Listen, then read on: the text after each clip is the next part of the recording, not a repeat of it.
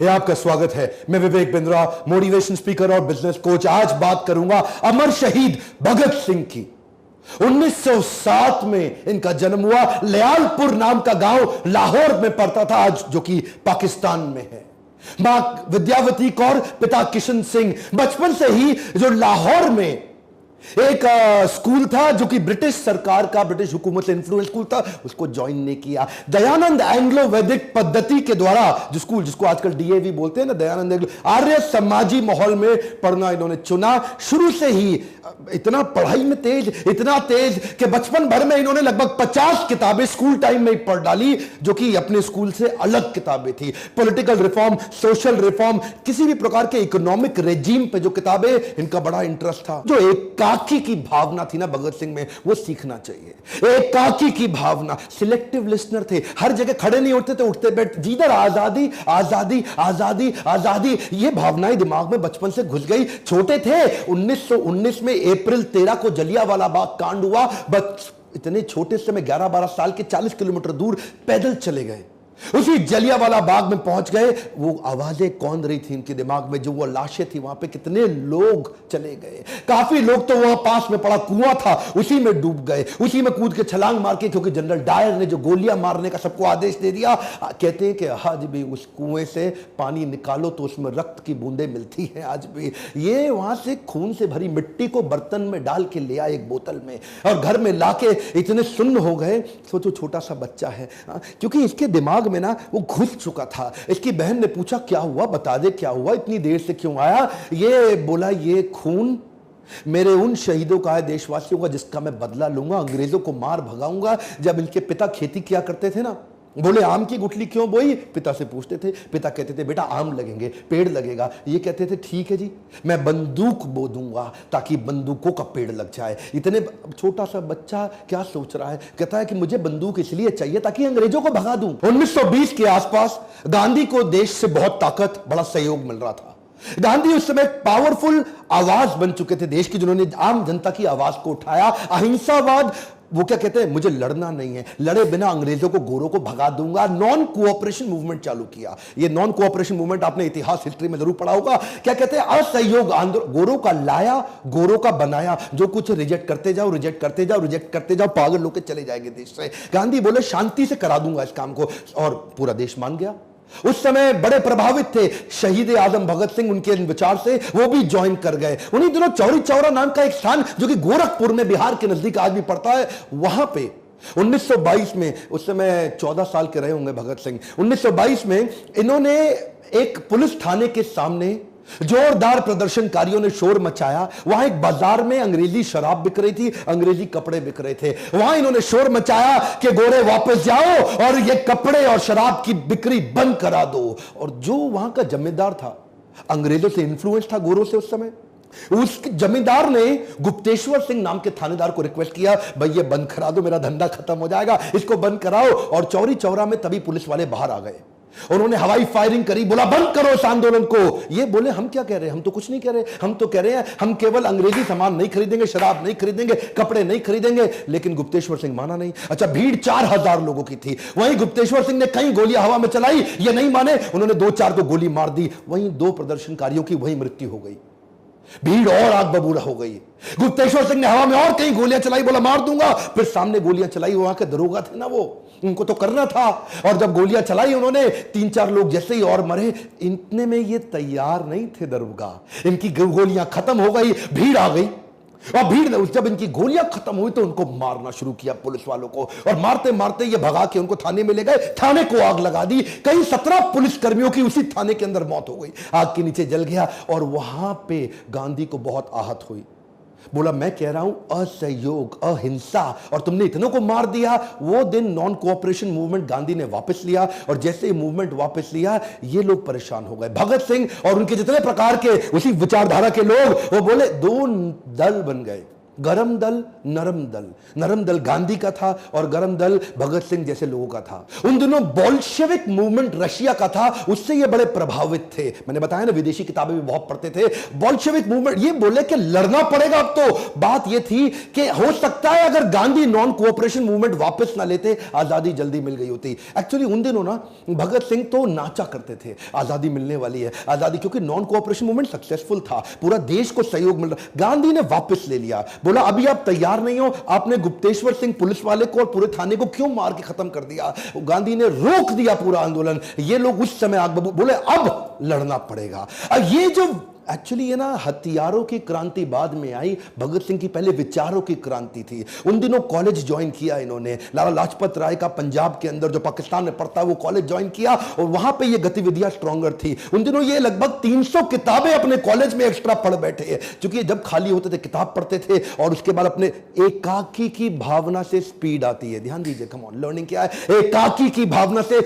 इसीलिए तो शहीद भगत सिंह ने 23 साल की उम्र तक वो सब कर दिया जो आज लगभग 90 साल के बाद भी हम उनको याद कर रहे हैं। 1924 में ये लगभग 17 साल के थे, मां ने शादी की तैयारी कर दी। ओए बेटा शादी कर लो, कुड़ी बड़ी सोनी है, ओ बेटा शादी कर ले, तेनू रोटी खवाएगी, ओ शादी कर ले, तेरा ध्यान रखेगी। मां बोलती रह गई और ये क्या बोली, दुल्हन मेरी दुल्हन नहीं होगी, आजादी ही मेरी दुल्हन होगी। रातों रात चिट्ठी लिख के भाग गए, मां रोती थी, अकेली पड़ गई। क्यों ऐसा होता है कि भगत सिंह की जब बात हो तो हम चाहते हैं पड़ोसी के बच्चे के घर पैदा हो, अपने घर पे सब कुछ छोड़ के। ये वहां पंडित आजाद की टीम को ज्वाइन कर लिया और जाके क्या बोले, अब एकाकी की भावना। जानते हैं शुरू में तो बचपन में बड़े एक्साइटमेंट में रहा करते थे, कुश्ती लड़ते थे, अभिनय का शौक रखते थे, लेकिन एकाकी की भावना के चलते 1925 में इन्होंने, अभी 18 साल के हुए थे, काकोरी कांड की तैयारी कर ली। काकोरी कांड को उन्होंने सफल बनाया, पैसे की जरूरत थी, अंग्रेजी खजाने को लूट लिया और लूटने के बाद अच्छा पकड़े गए, उसे पकड़े गए अशफाक उल्लाह खान और राम प्रसाद बिस्मिल, इन दोनों को फांसी हुई। 2 शह सवारों को जब फांसी की सजा सुनाई, ये लोग टूटने के लिए नहीं बने थे, ये तोड़ने के लिए बने थे। राम प्रसाद बिस्मिल की वो याद आ गई इनको बात, सरफरोशी की तमन्ना अब हमारे दिल में है, देखना है जोर कितना बाजुए कातिल में है। क्या मतलब, सरफरोशी, कटा लूंगा अपना सर, ये मेरी तमन्ना है, और तेरी बाजू में कातिल दम कितना है, मेरी तमन्ना ज्यादा बड़ी है गला कटाने की कि तेरी बाजू में ताकत कितनी है, वो आके देखते हैं। ये आपने सुना तो होगा, मतलब पहचानिए, ये इसको बोलते हैं विचारधारा। सरफरोशी की तमन्ना, अपना गला कटा लेने की तमन्ना, वो ज्यादा बड़ी है कि तेरे बाजू में जोर मेरी कत्ल करने का बाजुए कातिल में है। दशहरा ग्राउंड में चले गए, लिखने में बहुत तेज हुआ करते थे उन दिनों, पत्रिकाओं में, अखबारों में ये लेख लिखा करते थे सोशल रिफॉर्म्स के बारे में, अंग्रेजी हुकूमत के खिलाफ, कभी अपने नाम से कभी बेनामी लेख लिखा करते थे। और ये वहां जाके पर्चे बांटने लगे। दशहरा ग्राउंड में हजारों की भीड़ होती है, अपनी टीम तैयार करनी है, इनको लोग जोड़ने हैं, अंग्रेजी हुकूमत के खिलाफ पर्चे बांटते पकड़े गए, वहां बम फोड़ के भागने लगे, फिर पकड़े गए। और इस बार इनसे, अच्छा कोर्ट जानती थी कि इसको छोड़ना नहीं है, पुलिस जानती थी अंग्रेजी हुकूमत छोड़ना नहीं है। जब बेल की बात करी, 60,000 रुपए मांग लिए। ये 60,000 रुपए, थोड़ा सा मैं चाहता हूं आज व्यूअर्स को कि विजुअलाइज करो, आज के 60,000 रुपए नहीं, 90 साल पहले के 60,000 रुपए। कितने कितने खेत बेच के वो जमानत दे के इनको बाहर निकाला, ये अगली तैयारी में लग गए। 1928 में जब लगभग 20 साल के थे, लाला लाजपत राय, जो कि थे तो उनके गुरु के समान, लेकिन विचारधारा में फर्क था। लाला लाजपत राय नरम दल के थे, ये गरम दल के थे। उन्होंने कन्विंस कर लिया कि साइमन कमीशन के खिलाफ हम नारेबाजी करेंगे, लाहौर में ऐसी नारेबाजी करेंगे कि साइमन कमीशन वापस जाओ, वापस जाओ, वापस जाओ, बिना हथियार के करेंगे। ये लाला लाजपत राय के कहने पे आ तो गए, लेकिन वहां पुलिस वालों ने इन पे इतना लाठीचार्ज किया, इतना लाठीचार्ज किया, लाला लाजपत राय को कहीं चोटें आई और उसके बाद अस्पताल में उनका इलाज के दौरान देहांत हो गया। वो बोले थे कि मेरी मौत ब्रिटिश सरकार की ताबूत पे आखिरी कील साबित होगी। भगत सिंह, राजगुरु, जयगोपाल, चंद्रशेखर, हालांकि ये लाला लाजपत राय को पसंद नहीं करते थे विचारधारा में, लेकिन उनकी मौत से आहत बहुत हो चुके थे। बोले पिता समान है हमारे, इनकी मौत का बदला तो लेना पड़ेगा। जेम्स स्कॉट, जिसने ये मारने का आदेश दिया था, उसको गोली मारेंगे अब हम। चारों ने तैयारी कर ली, वहां कोतवाली के सामने लाहौर में चारों ने अपनी अपनी जगह बना ली और स्कॉट के बाहर निकलने का थाने से इंतजार कर रहे थे कि गोली मार के भागेंगे उसको।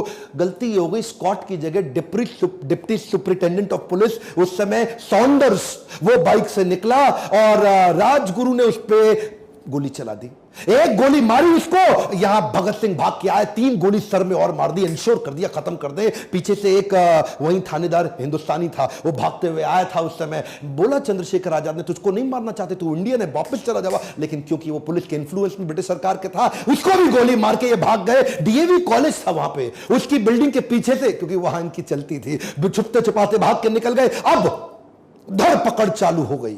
इन्होंने क्या किया, अगले दिन, अभी यहां रुके नहीं, अगले दिन पर्चे लेके लाल स्याही से लिख डाला, पूरे लाहौर पे चिपका डाला दीवारों पे कि हमने लाला लाजपत राय की मौत का बदला सॉन्डर्स को मार के उसकी हत्या करके ले लिया है। ये तो ब्रिटिश सरकार की बड़ी हार थी, उनका दिमाग अब हिल गया, अब उनकी बुद्धि चकरा गई कि भाई इनको पकड़ना है। ये लाहौर से निकलने वाले हर नौजवान पे नजर रखे हुए थे, ये किधर है, ये किधर है, इसको पकड़ना है। इन्होंने लाहौर से भागने की योजना बनाई। उस समय भगवती चरण वोरा की पत्नी दुर्गा भाभी, ये उनके पास गए राजगुरु और भगत सिंह, और उनको मना लिया कि वो इनकी पत्नी का रोल निभाए थोड़ी देर के लिए। और हालांकि सरदार थे, ये सिख थे, इन्होंने अपनी दाढ़ी मूछें काटी और पगड़ी हटाई, बाल काट लिए और बढ़िया सी हैट, अंग्रेजी पोशाक पहनी, ओवर पूरा फुल लेंथ सूट पहना, टाई लगा के अंग्रेजों की तरह, और दुर्गा भाभी को साथ में अपनी पत्नी, और वहां पे जाकर के रेलवे स्टेशन पे पहुंचे। अच्छा, राजगुरु को उन्होंने नौकर बनाया, उसको 2nd क्लास की स्लीपर टिकट दिलाई और खुद 1st क्लास एसी की टिकट ली, और वहां जाकर के लगे रहे अंग्रेज ढूंढने में, लगे रहे। उस समय इनको पहचान ही नहीं पाया, इन्होंने पूरा चेहरा मोहरा सब बदल लिया, निकल के भटिंडा के रास्ते कलकत्ता की ट्रेन पकड़ ली और निकल गए। ब्रिटिश सरकार की मजदूर विरोधी नीतियों से ये बहुत दुखी थे, परेशान थे, उसके खिलाफ आवाज उठा रहे थे, ब्रिटिशर्स सुन नहीं रहे थे। फ्रेंच रेवोल्यूशन के दौरान 1893 में फ्रेंच असेंबली के अंदर भी लो इंटेंसिटी का बॉम्ब फेंका गया। उन दिनों ये किताबें पढ़ते ही थे, दुनिया भर में देख रहे थे कि आजादी के लिए क्या क्या चल रहा है, इन्होंने भी तैयारी करी। बटुकेश्वर दत्त को अपने साथ लिया, एक लो इंटेंसिटी का बॉम्ब तैयार किया और कुछ पर्चे लिखे वहां पे, और अचानक वहां पे जाके असेंबली, सेंट्रल असेंबली में पहुंच गए, खाली जगह ढूंढी और वहीं बॉम्ब फेंक दिया। लो इंटेंसिटी का बॉम्ब था, किसी को नुकसान ना पहुंचे, धुएं का गुबार हो गया। पर्चे उठा के हवा में फेंके और हर पर्चे पे लिखा था, बहरों को सुनाने के लिए धमाका जरूरी है। क्या बोले? बहरों को सुनाने के लिए धमाका जरूरी है। और ऐसा धमाका, धुएं के गुबार में भाग के निकल सकते थे, चाहते तो चुपचाप वहां से चले जाते, लेकिन वहां गायब हो जाते, कोई पकड़ नहीं पाता, लेकिन जानबूझ के वहीं चिल्लाना, इनकलाब जिंदाबाद, इनकलाब जिंदाबाद, और जाकर अपने आप को पकड़वा दिया कि ले लो मुझको। ये एक ऐसा लड़का था, सबको जीना पसंद है और मौत भी सबकी आनी है। ये वो लड़का था जो अपनी डेथ को डिजाइन कर रहा था। ये चाहता था कि अब मुझे अंग्रेजी हुकूमत पकड़ ले, क्योंकि हो सकता है माहौल ठंडा होने वाला है। सोचिए, एक 21 साल का लड़का अपनी कुर्बानी की, अपनी डेथ को डिजाइन करने जा रहा है, शहीद होने जा रहा है। कहता है मुझको पकड़ो, और मैं तो वैसे ही एनार्किस्ट हूं, मैं तो वैसे ही आपकी हुकूमत की, मुझको गोली मार दो, मुझको गोली मार दो। एनीवेज, उसको फांसी की सजा सुनाई गई इन दोनों को। अब इनका लगभग 2 साल का कारावास था। पर यह एक ऐसे क्रांतिकारी जो जेल में भी आजाद थे, वहां पे भी अपनी क्रांति, नाक को चने चबवा दी अंग्रेजों को, उनके नाक में दम कर दिया। क्योंकि वहां पे फूड और फैसिलिटी ठीक थी नहीं, वहां पे जेल में 10 बाय 10 के कमरे में 10-10 कैदियों को रखते थे, बर्तन ठीक नहीं थे, खाना ठीक नहीं था, रोशनी की सुविधा नहीं, बिजली कोई था नहीं, खिड़की हुआ नहीं करती थी, इतना बुरा हाल। इन्होंने उसके खिलाफ अंदर आंदोलन चालू कर दिया। अच्छा, अंग्रेज इनसे अब घबरा गए थे, बोले यार इसको ना अलग कर दो, सारे इंडियन इससे इंफ्लुएंस हो जाते हैं। एक नया आंदोलन कर दिया इस आदमी ने। ये 64 दिन के अन्न जल त्याग पे चले गए, कहते आम मरण अनशन,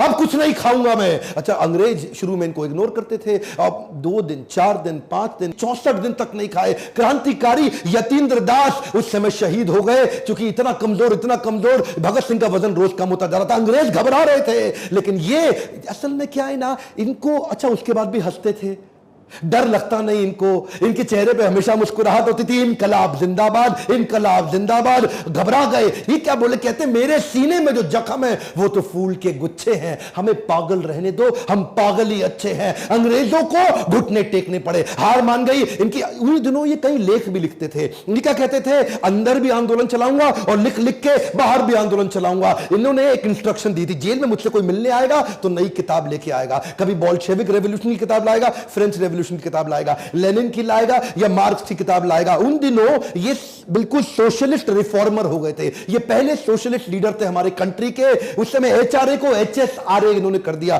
सोशलिस्ट रिफॉर्म अपने मूवमेंट को बना दिया। देखते ही देखते 300 किताबें और पढ़ डाली और 3000 पन्ने लिख भी डाले। आज उसको बाद बाहर भेजते थे उसको, आज उनमें से कुछ है और कुछ नहीं है। कहते तो थे कि ये एक नास्तिक है, लेकिन भगवत गीता की छोटी किताब और स्वामी विवेकानंद का चित्र जेब में जरूर रखते थे। जेल में भी किताबें पढ़ने की दीवानगी को लेकर अंग्रेज भी बड़े परेशान हो चुके थे। कार्ल मार्क्स और लेनिन से ये विशेष प्रभावित थे। अब इनको फांसी की सजा दे दी गई।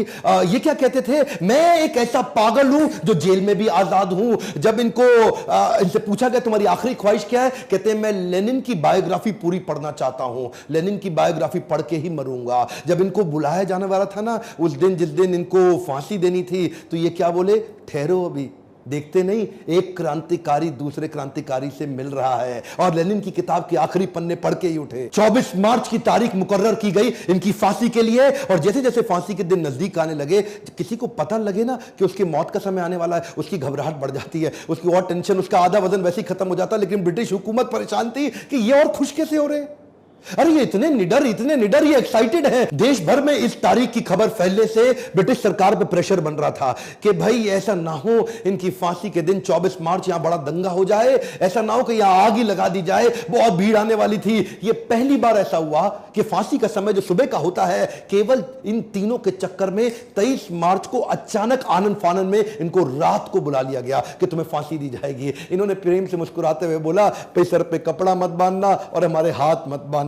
कुछ ऐसा हो सकता है क्या? उन्होंने बोला ठीक है हाथ नहीं बांधते, लेकिन सर पे कपड़ा तो बांधना पड़ेगा। ये मुस्कुराते हुए इनकलाब जिंदाबाद दोनों फांसी पे चूम के फंदे को गले पे झूल गए। गर्व है मुझे कि मैं ऐसे देश में जन्म लिया जहां अमर शहीद भगत सिंह आए थे। लेकिन मुझे दुख है कि आज भी कई मूर्ख बेवकूफ इतिहासकार अपनी हिस्ट्री की किताब उठा के देख लेना, इनको शहीद का दर्जा नहीं देते, इनको आतंकवादी उन्होंने लिखा हुआ है किताबों के अंदर। दुख होता है मुझे। हमारे गांधी को राष्ट्रपिता माना, मुझे कोई तकलीफ नहीं है। गांधी को राष्ट्रपिता, फादर ऑफ नेशन सब बोलते हैं, मुझे कोई तकलीफ नहीं। पर क्या भगत सिंह को हम राष्ट्रपुत्र की उपाधि दिला सकते हैं? 550 सांसद, 545, मैं चाहता हूं उन तक ये वीडियो पहुंचे, संसद में आवाज उठे कि भगत सिंह को राष्ट्रपुत्र की उपाधि घोषित की जानी चाहिए, भगत सिंह को ऑफिशियली शहीद का दर्जा दिया जाना चाहिए। आज भी अंग्रेजों की किताबों में इनको शहीद नहीं माना जाता, आतंकवादी माना जाता है। आप मेरा साथ दीजिए, कमेंट बॉक्स में लिखिए और वीडियो को शेयर करिए, सही लोगों तक पहुंचाइए